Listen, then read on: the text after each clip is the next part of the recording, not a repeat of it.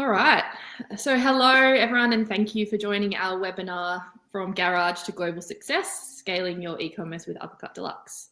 I'm Ali Woodlock, Marketing Manager here at Anexa. With extraordinary growth in online shopping in recent years, the ANZ e-commerce market is more competitive than ever. Scaling your e-commerce business requires the right strategies and tools to earn your customers' attention and business. But how do we do this in today's challenging and unpredictable economic environment? So whether you're launching new products, expanding manufacturing, or preparing to break into new markets, our webinar today will give you the insights from an industry leader that will help you stand out from the crowd and increase your market share. So in today's session, we're very fortunate to be joined by a leading e-commerce brand, Uppercut Deluxe, to share their growth and going global journey. Before we get into that though, just some quick housekeeping for today. We'd love to hear your thoughts, questions throughout the session. We've got plenty of time at the end for Q&A, so just use the chat box at the bottom right hand of your screen to shoot through any questions for our speakers. We'll also have a couple of polls popping up to the right-hand side as well throughout the session, so it'd be great to get your input into those. And yeah, if you're having any technical difficulties throughout the session, please just send us a message via the chat and we'll jump in and see if we can help you. So to kick it off, I'd like to introduce our speakers for today. So I'm joined by Zach Shute, Global Finance and IT Manager at Uppercut Deluxe, as well as Anexa's Director, Matthew Owens. Thank you both very much for joining us today. Zach and Matt, I'll hand over to you both if you want to give us a quick introduction to yourselves. Zach, maybe we start with you. Yeah, thanks, Ali. So I'm Zach. I'm the Finance and IT Manager at Uppercut. I've been working with Uppercut for around 8 years in various roles, primarily IT focused, but around all parts of operations, including warehousing and finance as well.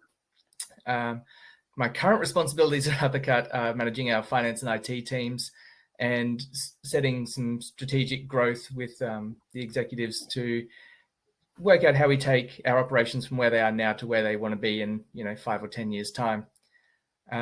It's been a fun ride so far, and hopefully another fun ride for the next 10 odd years. Cheers, Zach, and thanks, Ali. Great to be here. So Matthew is me, one or two directors at Anexa. I've been in the consulting space for ERP systems and integrations probably 14, 15 years, and I now head up Anexa's sales and marketing efforts. Been really fortunate over the last few years to be able to work with some of ANZ's, I suppose, market-leading brands. With you guys, Zach, at Uppercut, a great example. Really appreciate the partnership, and I really appreciate jumping on today to share your insights with us. So maybe to get us going, Zach, you could kick us off and give us a bit of an overview of Uppercut Deluxe, your business model, your journey, and what you guys offer. Yeah, absolutely. So Uppercut Deluxe started by a couple of barbers who were just mates in a barbershop around 15 years ago. And while they were cutting hair, they sort of realized there's no really good men's product. At the time, a lot of the products were really focused on women. So they went and bought 1,000 different things from supermarkets and from chemists around the place and just started mixing things together to try and work out what made a good men's hair product. They eventually came up with what ended up being the prototype of our Deluxe Pomade, which is still our #1 selling SKU today. And they went and got it manufactured, started selling it off to every barbershop they could find. It started just with them in their garage, trying to make trying to make pomade and trying to build the brand from nothing at all the way to where it is now. Since then, it's taken off into a whole bunch of countries, a whole bunch of products. The team's gone from the 2 barbers who started it to a team of 40 odd across 3 or 4 countries. And it just continues from growth to growth, stride to stride. It's been a journey. Love that. Yeah, definitely very familiar with the product. Yeah, definitely. It's great to see the products everywhere, around Oz and all our main channels. So in terms of the channels and the way you're doing business now, obviously not just in Australia, but globally as well, maybe you could walk us through the different sales channels that you're operating across. Yeah, absolutely. So we obviously started in Australia, started selling directly to barbershops, and we've continued that through to today. We still sell directly to barbers in Australia. We took that model to the US and the UK as well, selling directly to barbers in those regions. And that's just provided that really good on-the-ground authentic growth that you just can't get in many other ways. Obviously, as you start to get bigger and in more countries, you need more specialized staff in those regions. So through Europe and South America and Asia, we've gone with a distributor model where we have distributors who sell that product onto barbershops on our behalf. And we work very closely with our distributors to make sure that we got the right messaging and the right products and the right support they need to get that sale happening.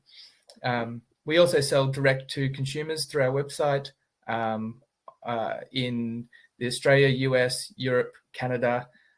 I'm sure I've missed one, but across those regions directly, which also gives you that really good one-to-one with the consumer communication. Love that. Yeah, I think that's an interesting one. We get a bit. We do hear a number of our brands kind of considering, the way they enter new markets, and certainly the distributor model. Having some people on the ground to be your arms and legs at the market. We've seen great success with our customers using a similar model. I guess to de-risk that and take some of the relationship side out of having to deal with those end retailers and help establish the brand much more quickly. So in terms of the growth, obviously massive. No doubt your brand and I guess the whole way that you guys go to market has been really key. Any insights that you could share in terms of how you made the brand stick in those markets, and I guess your learnings from a technology perspective? Yeah, absolutely. Like a lot of the things we do is around the brand story and why these products even exist. So we do a lot of social media, a lot of creating the following and the brand around the product so that people understand what the product is. Obviously, that definitely helps grow into the regions with the exact knowledge. It's all well and good to say it's a hair product, but what does it do? Why is it different than the 6 other in the line? Yeah, it's obviously very important. Obviously, when you're doing these things, tech plays a huge part in that. Both on the consumer side with your websites and your social medias and managing that across the scale we are, but also on the back end, trying to make sure that product actually gets into people's hands. For sure. It definitely, you see a shiny website and it looks so easy, but there's so much that goes with scaling a business and actually making that happen on a global scale. So maybe we shift gears and we can talk through that. No doubt, the tech's played a key role in your ability to go global, but also support your effectively your omni-channel revenue challenge that you got going on. Perhaps you could walk us through where you came from in terms of your tech stack, where you're at now, and how you're able to keep pace with, I guess, the continued growth and innovation of the business. Yeah, absolutely. So 8 years ago when I started with Uppercut, we were using a product called Sage 300. It was a on-premise, on a server in a closet style ERP system. And for where we were, it was the right system. But obviously, as you grow, these systems, you sort of outgrow with them. As we opened up more countries and more distribution warehouses, it just didn't scale well with what we wanted to do, especially looking forward into platforms and integrations with our partners around freight and reporting and payments and that sort of thing. So 5-6 years ago, we decided we need a new ERP system. We looked at the market, we evaluated more ERP systems than I ever wanted to see, and we landed on NetSuite, both because of its capability, but also because of its openness for integrations and, of course, like anything else, the price. It wasn't one of the big players like SAP where you give your left kidney just to get in the door. We took that, made it our source of truth, and then we just started building on top of that stack. So we've added in our payroll fully integrated. We've added in our websites fully integrated. We've added in tracking employee expenses, freight, marketing. It's all sort of brought together into the one place so that you have that one source of truth, and there's no, oh, maybe it's on a spreadsheet somewhere, which I think a lot of that mid-tier business definitely has a problem with. Absolutely. And it's been, been great to see you guys grow and evolve your business. So, number of sort of best-in-class systems that you guys have got deployed across your business. I guess a hot topic for us and one we're navigating with many of our customers is, the build versus buy. It's always a hot topic. How did you sort of manage and navigate integrating these sort of best-in-class systems, with NetSuite to create that system? Were you sort of swayed from a technology perspective and capabilities? How did you navigate that? Yeah, we take a two-prong approach. So sometimes you have full control over who your integration partner is going to be. For example, like with our website, we could have picked BigCommerce, Shopify, Magento, a host of other options. But we picked our partner based on who's going to have the best front-end experience for the customer, but also the best back-end experience as far as connectivity and APIs.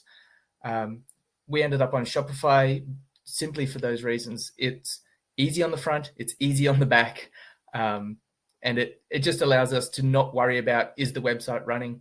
It just runs. And similarly with the integrations into NetSuite, it just works. We don't want to have to think about it. Obviously, you don't always get such a nice, clean integration like that. For example, in Europe, our 3PL provider uses a system that doesn't integrate natively with NetSuite. It just doesn't exist. And so then we had to build, because we don't get to choose what system they use to run their business.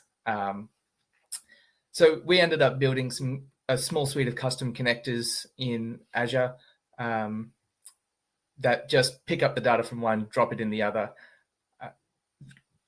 Our mentality for creating those connectors is make it super simple. We don't want to have a whole team of people managing this integration. We want to build it well, build it once, and not have to think about it and just let it run. For all the partners we've integrated with, that's been our way of thinking. It just has to work. We're not a technology company, even though we do use a lot of technology. We don't want to think about technology every day. It's got to work. It's got to be easy. Yeah, no, absolutely love that. And I think, it's fair to say you've done a great job, Zach, of actually pulling that together. You make it sound easy, but I certainly know from first-hand experience, most of our customers are very different levels. But I think it goes to show that the technology these days is robust, it's simple, it's easy to navigate, and you kind of don't need to be frightened to integrate best-in-class systems as opposed to trying to, make one system do everything. So great example. All right, so shifting gears, global challenges. There's a whole lot going on in the world today, from supply chain challenges and inflation and all that boring stuff that unfortunately really can make or break our business operations. What sort of challenges are you seeing on a global scale? And maybe you could shed some light on what you're doing internally to stay relevant, stay current, and continue to innovate. Yeah, so obviously, like everyone, inflation and shipping are the two big global challenges that everyone's dealing with that you can't really do a lot about. Inflation is what it is. Shipping is what it is, unless you want to pay even more. But obviously, the rising cost of shipping is hurting every business. So we're focusing on the things we can fix, the things we can work on. In particular, we've taken a real focus over the last year or two about making sure that grey market and counterfeit product just isn't really appearing in the marketplace. We've had a huge problem with people just copying our stuff and making really low quality product and trying to sell it for low pricing. which definitely dilutes the brand. You know, if someone buys that, they're not going to come back and say, oh, it was fake. No, they're just going to think Uppercut's not great. So we're really trying to make sure that we have the right actual product in people's hands and on marketplaces so that they're getting what they actually are paying for. And it's a huge job, obviously, to get that cleaned up on a global scale. Hard enough in one country like Australia, but trying to do it on a global scale definitely takes a unique set of skills that our team seems to be working with. And then also scaling the business. So it's great that we're in so many countries now, but how do we get into more countries, and how do we better serve those countries that we're in? We've recently opened a Canadian 3PL warehouse for that exact purpose, to try and make our Canadian customers have a better experience without having to wait for it to come across the border from the US and pay extra taxes and duties and that sort of thing.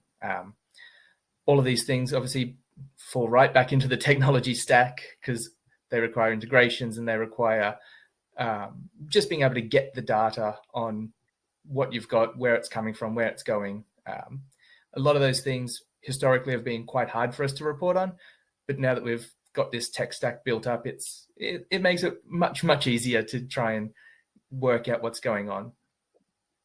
Yep, no, I love that, and I think that's a great example where it's so critical that the back-end systems can get your products out to market and to your consumers as efficiently as possible, and promote that customer experience, not just through the website, but through everything kind of happening seamlessly in the back end. So that's a good example of, you know, flexing the different 3PLs and the different markets when you need.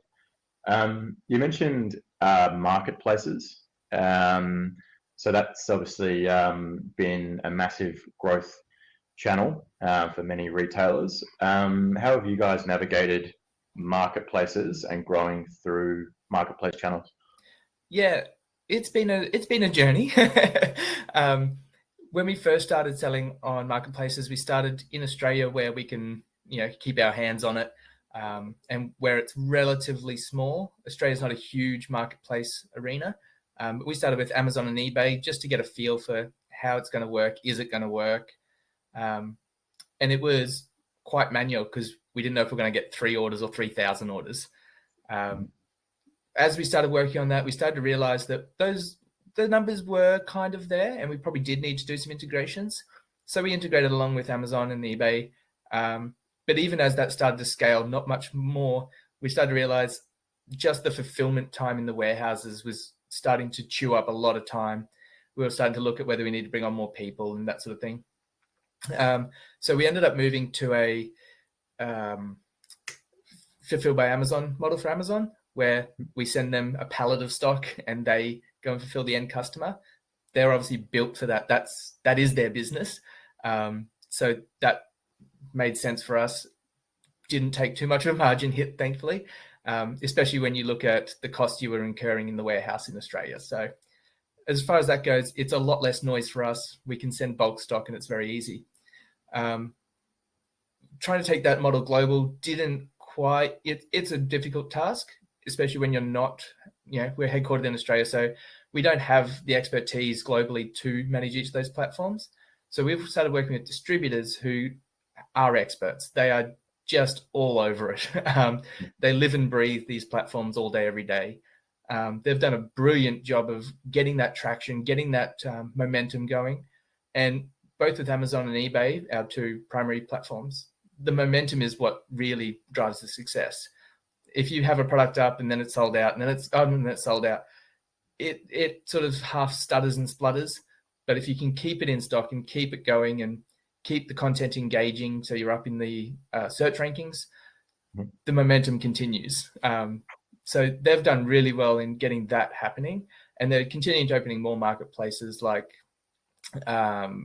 your, can't remember, Walmart. That's what I'm thinking of, the Walmart.coms and the other marketplaces, especially in the US, where that's the main way people shop online. From the Uppercut point of view, it's very easy for us because we just get to send bulk stock to where it needs to be, rather than, you know, sending single units out to customers. as we started doing that, we realized that there was a few other marketplaces that we couldn't really find partners to manage for us. The likes of ASOS, Zalando in Europe, the Iconic in the UK.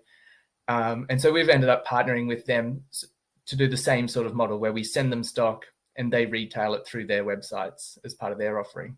And it's really helped us streamline those operations to get it neat. Yeah, you've definitely got a number of system integration flows, different types of order structures, from wholesale type arrangement with marketplaces through to actually, doing your own fulfillment and then leveraging their fulfillment. So a whole bunch of different scenarios there. So a great example of where the system flexibility is helping you achieve that. Absolutely. In the background, I guess people probably don't understand as well some of the complexities actually getting a product to market and actually manufacturing your products. Yeah.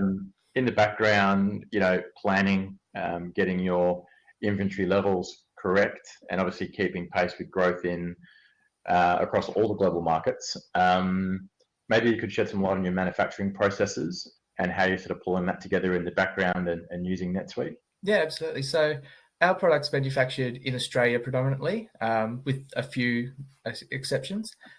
But that's not the whole story. It sounds nice and easy when you say it like that, but it's not the whole story. The empty tins have to be ordered from China because that's where they're made and it's cheaper, much, much cheaper to make them there, and imported into Australia to be filled.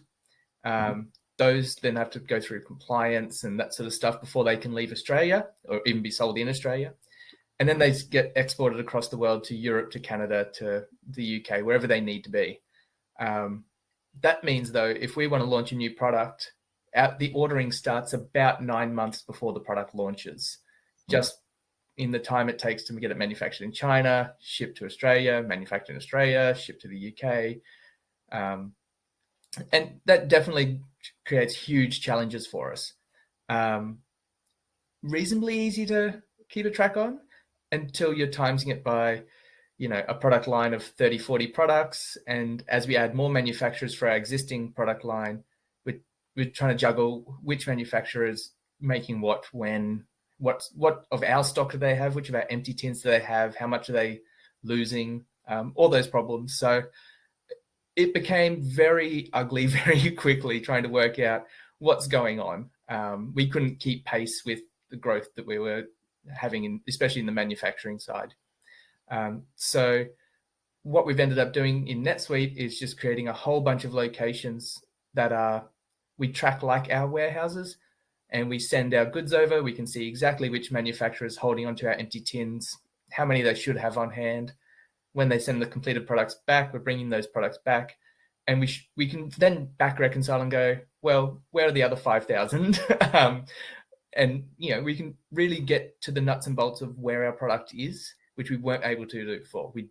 And before NetSuite, we definitely weren't able to do it. We were in complete blindness on where our stock was. We're sitting somewhere around the vicinity of $3 million in stock. It's hard to keep track of it all, depending on where it's at. And as we continue to grow and as we continue to add manufacturers, especially manufacturers that aren't in Australia, where you can't go and visit them on a couple-hour flight, that's super important to know exactly what's moving where. Yeah, absolutely love that. Yeah, multi-layer outsourced manufacturing and sort of bringing together the costing and making sure that from a cost accounting perspective, everything's clear, tight, right product at the right time. It's definitely an art. So great to see you guys using the systems well and doing a good job to power the growth. So I think that's a really great example. We definitely speak to a lot of distributors and retailers that struggle with this. They might be good at selling stuff and creating a nice website, but it's fair to say the business performance really hinges on having those processes and structures in place to scale. So great example, Zach. Thank you for sharing. So what's next for Uppercut? Anything in the pipeline you can share? Anything I can share? Thrill stuff. So our focus at the moment is very much on Asia and South America, where the barbering industry isn't nearly as mature as it is in our home markets of the UK, US, and Australia. They're very early in their barbering industry development. Barbershops aren't a commonplace especially in Asia, where we've been focusing for a couple of years now. We're really working with the local distributors and even down to the local barbershops to just get barbering being a thing, let alone us. We're happy to come in and support. We're definitely happy to make the sales, but just getting the whole industry moving away from salons to barbershops in those areas is sort of what we're focusing on in Asia and South America. They both have unique challenges, obviously, with different cultures, different languages, different hairstyles, different hair types. That requires a whole different perspective than what we've done before in Australia, the US and UK, which are all pretty similar markets. Thankfully, we have a really strong sales force who can drive that on the ground, but also a really strong product and marketing people on the back end to help drive the content and the products to also support that growth. It's going to take a while, like any industry. It doesn't grow overnight, but it's definitely something that we're looking at really closely, trying to help grow.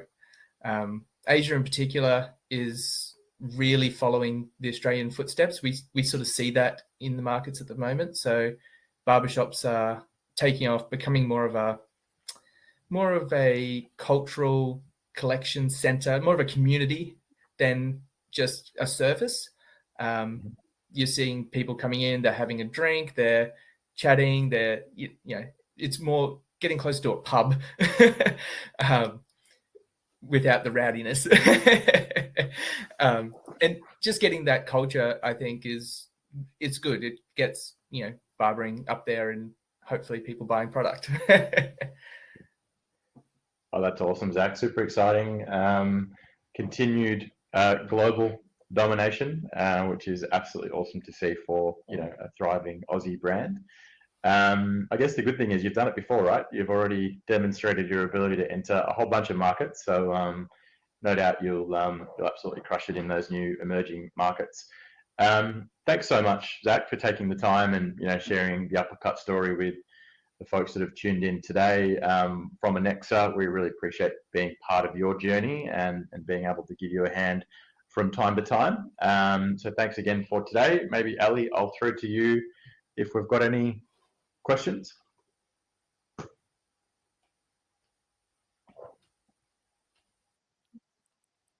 Thanks, Zach and Matt. That was great. Some great insights.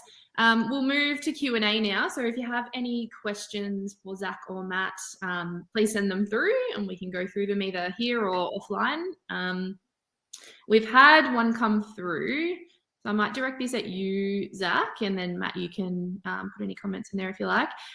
So what is the setup required for the integration between your ERP and Shopify to manage all your different websites across so countries? We had the idea that we would use the off-the-shelf integration that's provided by NetSuite and Shopify. However, at the time, that didn't even exist. So we started looking at third-party options, and we couldn't find one that gave us the control we wanted, the ability to see what's going on in the middle of that transaction between the two systems. So we ended up building our own. Now, at the time, maybe that was definitely the right choice at the time. However, fast forward to now, you have NetSuite and Shopify have a connector that's first party from one of them. I think it might be NetSuite. I've heard really good things about it. I just haven't had the time to dig too far into it and know whether it's going to be perfect for our business. But if we were doing it again, I would definitely be looking a lot closer at that first party integration, because it gives you that stability of, it's going to work. It's built by the people who built the systems. They know the ins and outs and the intricacies and the problems they're going to come up against that hopefully they won't come up against when they're implementing it on your account. For us, we ended up with building into part of our Azure connectors, and it's not a difficult integration in that we're just taking stock levels, we're just taking orders, but it is another integration that you've got to manage, which is definitely something you have to think about as you're choosing which path to go down. if we end up changing to the NetSuite connectors, which I suspect we might over the next year or two, we don't have to worry about maintaining it, updating it, making sure it's secure, all that's sort of taken care of. And that sort of ongoing maintenance isn't something that often gets considered right at the beginning of the project when you go, oh, it's free, we'll take it. Well, it's not really free. Like, there's an ongoing maintenance cost that is hidden in the business. Yeah, it's a great point.